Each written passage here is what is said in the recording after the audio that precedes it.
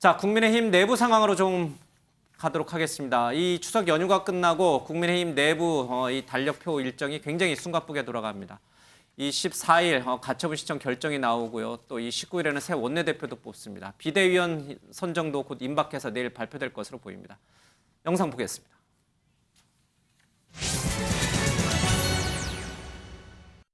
(14일) 날도 법원에 심리가 예정돼 있죠.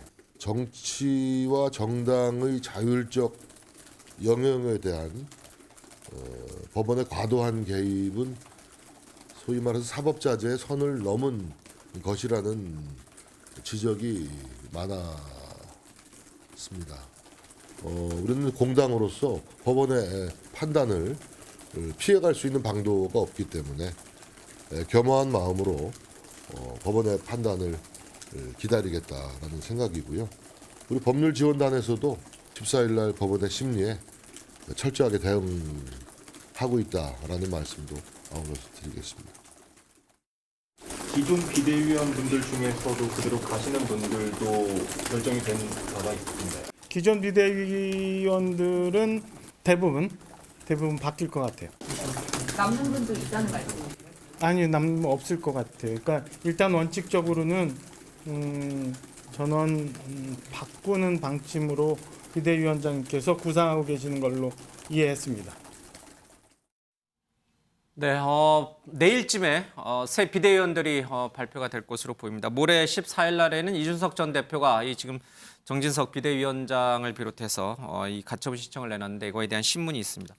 김수주 총재님, 이번 주가 굉장히 이제 국민의힘은 중요한 한 주예요. 14일 가처분 신청 결정에 따라서 또 한 번 큰 소용돌이로 가느냐 아니면 이제 수습 국면으로 가느냐인데 이게 어떻게 될 것 같냐라고 이렇게 전문가분들에게 물어보면 다들 반반이에요. 그렇죠? 뭐 예. 인용이 될 거라 이렇게 보는 분들도 있고 이번에도 역시 안 될 거다. 뭐 이렇게 또 보는 분들도 좀 있고요. 저는 1차 가처분부터 계속 인용될 수밖에 없다. 그러니까 이준석 전 대표가 이긴다. 예, 그렇게 이야기를 해왔고요. 이번도 마찬가지로 봅니다. 그러니까 계속 정당의 자율성을 이야기하지만 예. 현대 정당은 당헌의 당비로만 운영되는 게 아니라 국고 보조가 50% 이상을 다 예. 국고 보조를 받고 있기 때문에요. 뿐만 아니라 헌법에 민주주의로 운영돼야 된다고 명시되어 있습니다. 예. 이번 이 문제는 뭐냐면 이준석 당대표와의 그 갈등 문제를 떠나서 어떤 단위, 즉 당원이라고 하는 최저 단위에서 당대표를 선출했는데 이것을 예. 사후에 인위적으로 바꿀 수 있느냐 없느냐라고 하는 아주 민주주의 기본적 원리에 관한 문제이기 때문에 그래서 재판부도 이 가처분에 대한 예. 인용을 했다고 생각하고요. 이 사후에 뭐 당헌을 좀 바꾸고 이렇게 보완했지만 그 원리가 이게 그 원리를 벗어났기 때문에 일종의 첫 단추를 잘못 끼운 겁니다. 예. 그러니까 정치적으로 말하면 2030과 6070 이상의 세대연합의 공동정부 부분의 한 축을 공격한 거고요. 예.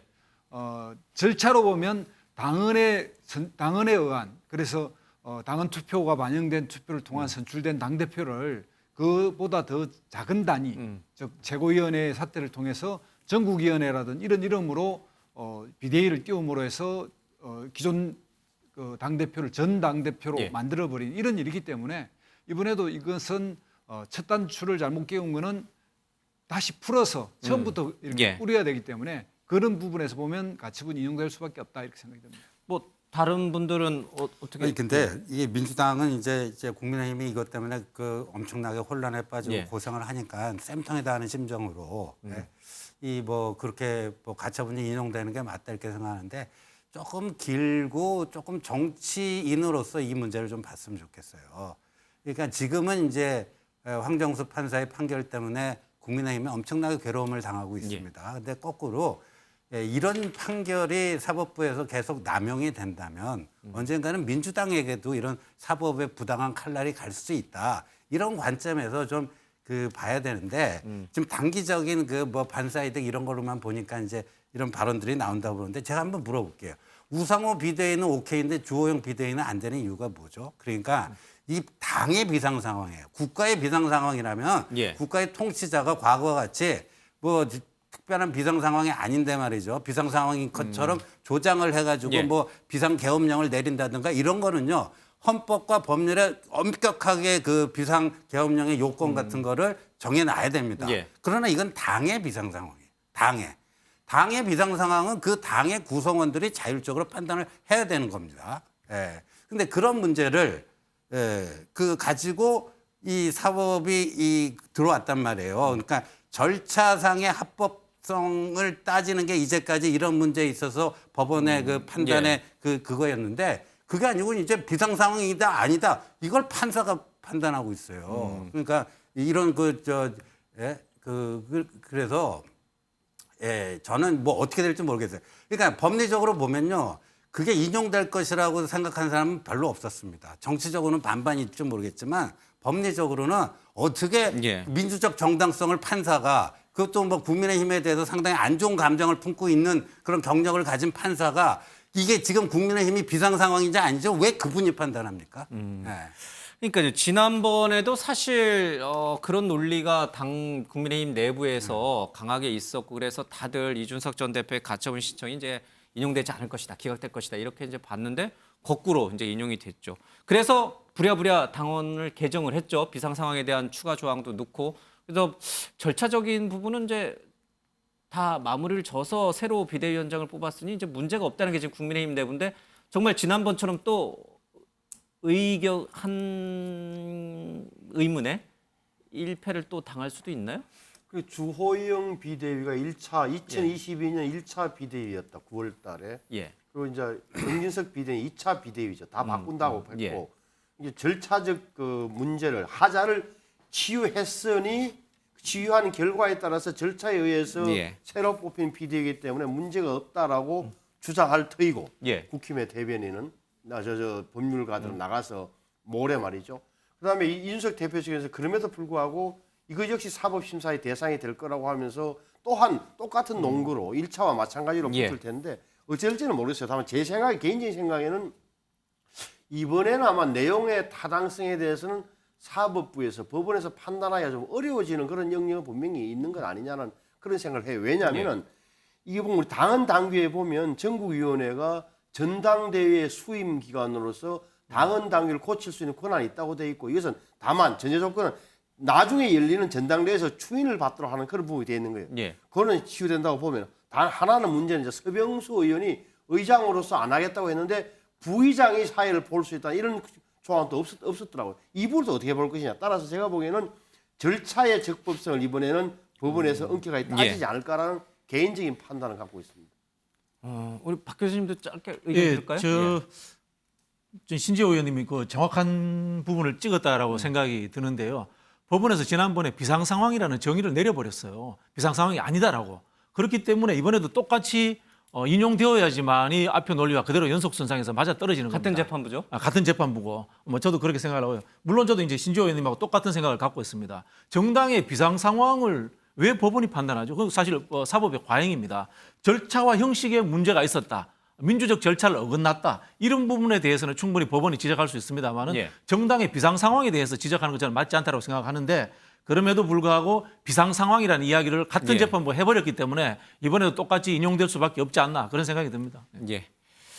알겠습니다. 뭐 여기에 대해서는 제가 홍 소장님께 뭐 따로 여쭤볼 말은 없는 것 같습니다. 혹시 하실 말씀이 있으신가요? 이게 뭐 사법부 판단이 옳으냐 그러냐는 여론조사를 물으는 건 안 되죠. 난이도 없고 제가 봐서 이게 좀 복잡한 문제는 뭐냐면은 대통령이나 당대표는 구성원 즉 국민이나 당원이 선출한 사람이에요.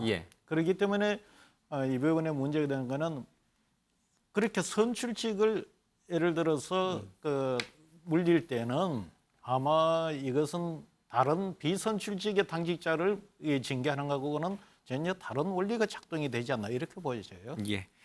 알겠습니다. 14일 날 이 가처분 결정에 앞서서 지금 이 정진석 비대위원장과 이준석 전 대표의 뭐랄까요? 신경전, 갈등 이게 다시 또 표면하는 모습이 나오고 있습니다.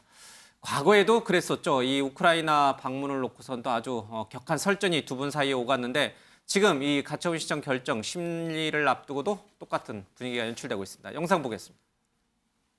대리인단과 상의해 보니까 성명 불상자를 한번 가처분 걸어볼까 하는 생각하고 있습니다. 예고적 가처분인데 아마 그 성명 불상자를 걸어버릴까 그러면 완전 당이 희화화 되겠죠. 이미 지난 법원에서는 비대위는 무효고 그렇기 때문에 최고위 체제 그리고 거기에 따른 그 직무대행 체제로 돌아가라는 사실상의 이제 판단을 내린 것인데 그걸 그냥 국민의힘이 받아들이지 않았을 뿐이지 대안이 없는 것이 아닙니다. 대표가 그 가처분 신청을 하겠다고 했는데 그 현명하고 지혜로운 판단을 좀 해줬으면 좋겠습니다. 돌아올 수 없는 강을 건너면 안 되겠죠. 전 그렇게 생각을 하고 있습니다. 아직 되돌릴 수 있는 여지가 있다 그런 관계라고 보시는 거죠? 아무튼 모든 노력을 다 해야 되지 않겠습니까? 점화를 하고 오후에 이준석 전 대표가 가처분 신청을 내니까 정진석 비대위원장은 이제 건널 수 없는 강을 건너버렸다 이렇게 이제 선을 또 그어버렸습니다. 또 연휴 기간에 나왔던 여러 가지 이제 설전도 좀 있습니다.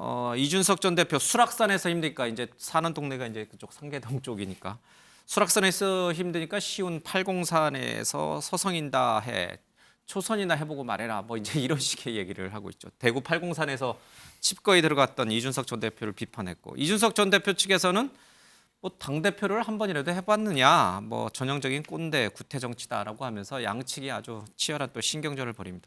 우크라이나 때도 굉장히 두 분이 그쵸 굉장히 막 육무방망이 얘기도 막 나왔습니다. 육무방망이 그 자료 화면이 있나요? 굉장히 무섭습니다. 그런 아주 살벌한 얘기도 있는데 야, 이 전선이 계속 확장돼 가는 거예요. 권성동 원내대표에서 이제 또 정진석 비대위원장으로 윤핵관 호소인이라고 불렸던 분인데 이제 지금 이제 새로운 또 권력을 쥐고 있는 분이니까 이 지금 이준석 전 대표의 이 정말 난사라고 하나요? 누구를 특정하지 않고 그냥 전방위적으로 쏴대는 이 난사에 모든 분들이 다 이 상대 맞수로 등장하는 형국입니다. 이게 보는 사람들은 재미가 있을지 모르겠는데 이게 당으로서 보면 아주 굉장히 머리 아픈 상황이 계속 이어지는 거예요. 저는 지금도 정치적 대타협이 늦지 않다고 생각합니다. 윤석열 대통령. 그리고 또 대통령이 나와야 되는군요. 마찬가지죠. 이 책임을 여당에 있어서의 하늘의 태양은 대통령입니다. 어쨌든 이 원리상. 그다음에 지금 전진석 비대위원장 그리고 이제 새로 원내대표가 뽑히면 원내대표 그리고 이준석 대표가 정치적 대타협으로 이 문제를 해결할 수 있는데 그럼에도 불구하고 그 길을 가지 않는 것. 그다음에 이제 정치적으로는 원내대표를 뽑아서 원내대표가 비대위가 아니라 최고위원회를 복원하면 해결이 됩니다. 그러니까 절차적으로 제도적으로 할 수 있는 걸 안 하고 계속 무리하게 비대위원을 함으로써 그렇게 하는데 저런 가운데서도 비대위원장이 되시면 훨씬 포용력 있게 이제 말을 이준석 대표하고 싸울 일이 뭐 있겠습니까? 국민의힘을 정상화시키는 부분에 필요한 모든 지혜를 동원해서 당원들을 설득하고 당원들에게 어떤 당을 이끌어갈 것인지 그걸 이야기하지 이준석 대표하고 싸워버리니까 이 문제가 훨씬 갈등 관계로 가거든요. 그래서 그런 모든 부분에 있어서 상수, 중수, 하수가 다 있는데 왜 저 최악의 하수를 선택해서 당을 더 이렇게 어려운 갈등 관계로 가나 이게 잘 이해가 안 됩니다. 김두수 총장님은 이제 윤 대통령이 직접 나서서 이준석 전 대표를 포용하라 끌어안아라 이제 이렇게 자꾸 이제 주문을 하시는데 현실적으로 가능성이 좀 낮아 보이는 건 총장님도 아시죠? 마음만 바쁘 알면서 그 얘기를 하시는 것 같아요. 그러니까 이제 현실적으로 이미 돌이킬 수 없는 그래도 그게 해법이다라고 얘기하시는 그거 아시면서도 그렇게 발언하는 그 의도는 결국 그렇게 할 수도 있는데 대통령이 좀 이게 품이 넓 줄 못해가지고 통이 좁다, 통이 좁아갖고 또 이런 식의 그 뭐를 좀 하려는 의도 아닌가 보여지는데 이제 저는 이렇게 봅니다. 이준석 전 대표가요. 또 2차 그 가처분 여기서도 뭐 첫 번째 그 1차 가처분 그때도 뭐 전혀 예상치 못했던 결과가 나왔기 때문에 또 어떻게 될지 모르겠어요. 저도. 이제는 뭐 예상하기 좀 쉽지 않은 건데 그런데 이길 수는 있어요. 그러니까 법적으로 이길 수는 있다. 이준석이 1차에 이어서 2차도 법적으로 이길 수는 있지만 이준석은 법률가가 아니잖아요. 정치가잖아요. 그럼 정치인은 정치로서 성공을 거둬야 되지 않습니까? 근데 이준석은 법적으로는 이겼는데 정치적으로는 패망의 길로 간다. 저는 그 얘기는 분명히 드리고 싶습니다. 말 나온 김에 이준석 전 대표는 어떻게 될까요? 지금 이 연휴 기간에도 뭐 추석 연휴 날씨가 워낙 좋으니까 뭐 당원 가입하기 좋은 날입니다. 그래서 뭐 자꾸 당원을 모집하고 있던데요. 이준석 대표의 지금도 당원이잖아요. 그리고 전직 대표고 당원권이 정지된 당원. 그러면 저 가벼움에서 벗어나야 돼요. 그러니까 당원들이나 지지하는 입장에서는 아유 뭐 좋아서 막 날뛰는 것처럼 보이잖아요. 미안한 표현이지만 당이 이렇게 막 혼란스러운 그러니까 게 좀 뭐라 그럴까 정치적으로 유연함도 보여야 되고 좀 참을린 어른들 하는 말로 참을린 세계 이런 거 있잖아요. 좀 참고 은인자중하는 게 필요한 거예요. 정진석 대표도 저렇게 위원장도 지난번에도 싸워서 못 이겼잖아요. 아, 못 이겼습니까? 못 이겼잖아요. 그거 인정하시는 저렇게 싸울 게 아니에요. 그래서 저는 이준석 대표하고는 싸울 일이 아니다. 그냥 무시하고 가면 되는 거다. 저는 그럼 결정적으로 뭐가 어떻게 해야 되느냐. 저는 항상 이야기합니다. 첫째, 정치적 대타협을 해야 돼요. 왜? 윤석열 대통령 입장에서 보십시오. 두 개의 전선을 갖고 못 싸우는 거예요. 야당의 가장 강한 대표로 재등장한 이재명 170 몇 석을 들고 덤비고 있고 여기에 당내에서는 이준석 몰아내기로 이렇게 만약에 된다면 이 싸움을 어떻게 두 개 전선에서 이길 수 있겠어요? 제가 보기에는 이거는 끌고 가면 끌고 갈수록 위험해진다. 물론 이번에 이제 14일 날 이후에 판결이 어떻게 나오죠? 보십시오. 그럼 어떻게 되냐? 윤석열 대통령 입장 표명을 해야 돼요. 사과든 아니면은 뭐 유감이든 아니든 어쨌든 미안하게 됐다든. 두 번째, 윤석열 대표가 동시에 대표적 자진 사퇴해야 돼요. 사퇴하면 되는 거예요. 그다음에 이준석 대표는 일정의 자기의 정치 영역을 보장해주고 대표 선거에 안 나오도록 한다든지 나름대로 정치적으로 풀어나가는 게 필요한 거예요. 그다음에 대회에서 다시 우리가 당 대표를 새로 뽑은 이렇게 하는 거지. 이렇게 지금 우리를 짓누르고 있는 중 하나가 내부의 분열, 내부의 배신자를 처단하면 없애면 일사불란하게 되면 당이 좋아지고 거기서 지지율이 올라갈 거라고 보는 거예요. 왜? 장기적으로 가면 그게 훨씬 낫다라고 생각함직해요. 하지만 과연 그럴까? 이 내용을 판단을 해줘야 돼요, 지금. 홍 수장님, 지금 이제 두 분 여러분들 말씀 들어보면은 이제 대타협을 통해서 이준석 전 대표와 또 윤석열 대통령 또 윤핵관이라고 불리는 당의 주도권을 쥔 분들하고 다시 재결합하기는 좀 어렵다, 현실적으로 좀 어려운 쪽으로 가고 있다라고 하면 그렇다고 이준석 전 대표가 정치를 포기할 것 같지는 않고요. 어떤 식으로든 정치를 한다고 하면은 이제 유력한 게 신당인데 뭐 여론조사를 쭉 그냥 수십 년 해오셨으니까 한국 정치에서 이 새로운 어떤 제3신당의 이 성공 가능성은 매우 희박하지 않습니까? 이준석 전 대표가 그걸 모를 리는 없을 거 아니에요. 제가 볼 땐 신당 가능성은 없다고 봐요. 성공할 가능성이? 아니요. 이준석이나 이준석 전 대표가 반윤 진영이 나가서 신당을 만들 가능성은 없다. 왜냐 얼마 전에 만들어서 아주 냉혹한 어떤 바깥 세계 그걸 경험했는데 왜 또 신당을 만들겠습니까? 두 번째는 바른미래당 말씀하신 건가요? 예, 두 번째는 제가 볼 때는 정치적으로 그러면은 이야기하시기를 해결해야 된다고 하지만은 신 의원님은 어차피 풀 수 없는 정치적 해결이 아니냐라고 하는데 뭐 그 말도 틀리지 않습니다. 지금 책임 소재를 물으면 윤석열 대통령이 25.8%로 제일 책임이 많다고 하는데 그렇다고 윤석열 대통령이 어찌 할 수는 없단 말입니다. 두 번째는 윤핵관 20.9% 나오지만 윤핵관은 어떻게 해서 뒤로 물린다 손치더라도 이 문제가 구도적인 문제가 해결 안 됩니다. 그래서 제가 볼 때는 이거는 뭐 방법이 없고 저게 가처분 결과가 어떻게 나오더라도 조만간에 전당대회를 해야 돼요. 그 가능성이 크겠죠. 그래서 내가 볼 때는 지금 국민의힘의 시니어 그룹하고 주니어 그룹하고 세대 간의 대결이에요. 초재선 의원과 다선 아니요. 아니면 지금 초재선은 좀 일찍 한 초재선은 아니고 젊은 그 나이로 2030 젊은 당원들 2030 옛날 같으면 2030이 민주당으로 갔었죠. 근데 특이하게 현재 2030은 국민의힘으로 많이 와 있단 말입니다. 그래서 이 2030과 그 당의 560 연대배 분들하고 지금 주니어 그룹과 시니어 그룹의 정치적 전선이 형성이 됐다고 봐요. 제가 볼 때는 이준석이 없어져도 또 제2, 제3의 이준석이 나올 겁니다. 그래서 이 부분은 제가 볼 때는 힘으로써 전당대회에서 한번 그 대결을 통해서 정리될 수밖에 없지 않느냐 저는 그렇게 봐요. 알겠습니다. 이 대목에서 뜬금없는 질문이 될 수 있지만 박 교수님, 이제 홍 소장님 설명 들으셨죠? 2030이 지금 옛날 같으면 민주당에 갔는데 지금은 전부 국민의힘 주변에 맴돌고 있다라는 얘기를 하는데 왜 그런 거예요? 민주당은 뭘 잘못했길래 2030의 마음을 잃어? 뭐 다가 있지는 않고요. 이대남 이대녀가 지난 대선 때도 남녀랑 좀 다르다. 분리되어 있었고요. 종합적으로 이 새로운 이 선진국 시대에 맞는 청년 정책을 내놔야 될 것 같아요. 민주당이요? 민주당이 과거에 이제 이 공동체적인 가치로서 청년 세대를 봤는데 요즘 청년 세대들은 개인의 자유라든가 개인의 희망사항 이런 욕구가 강하기 때문에 그런 것들에 좀 이 천착해서 정책이나 아이디어를 철학을 만들어내야 된다 이런 생각이 좀 들고요. 뭐 이준석 대표가 그렇다고 해서 뭐 청년 전체를 대표하는 건 아닙니다. 한 사람의 이제 정치인일 뿐이다 그런 생각이 들고요. 한편으로 보면 그 국민의힘 계열의 이준석 대표라든가 이 젊은 청년 정치인들이 좀 부러울 때도 있습니다. 그래서 뭐 이준석 대표가 뭐 사실 뭐 조롱이라든가 갈라치기 정치 이런 나쁜 정치를 행태적으로 보여준 것도 사실이고 사실은 그 윤석열 대통령과의 문제에서 신뢰가 형성이 안 되는 거지 않습니까? 예를 들어서 윤석열 대통령이 이준석 대표에게 무슨 뭐 그럴듯한 덕담이나 하고 싶어도 녹음할까 봐 겁이 나서도 아마 못할 거예요. 제가 봤을 때 그런 부분이 있기 때문에 저는 결국은 윤석열 대통령이 이준석 대표가 정치를 하지 못하는 상황으로 가는 것을 원하고 있다. 저는 그렇게 보여집니다. 알겠습니다. 자, 이제 추석 민심을 조금 대화를 나누었는데 시간이 많지는 않습니다만 이번 추석 밥상에 또 많이 등장했던 이름이 바로 한동훈 법무부 장관입니다. 이 야당에서는 지금 탄핵을 추진하고 있고 탄핵이 과연 될까 하는 부정적 여론도 만만치가 않습니다. 직접 영상 보겠습니다. 양심을 걸고 직무 집행에 있어서 헌법이나 법률에 위배한 사항이 있습니까?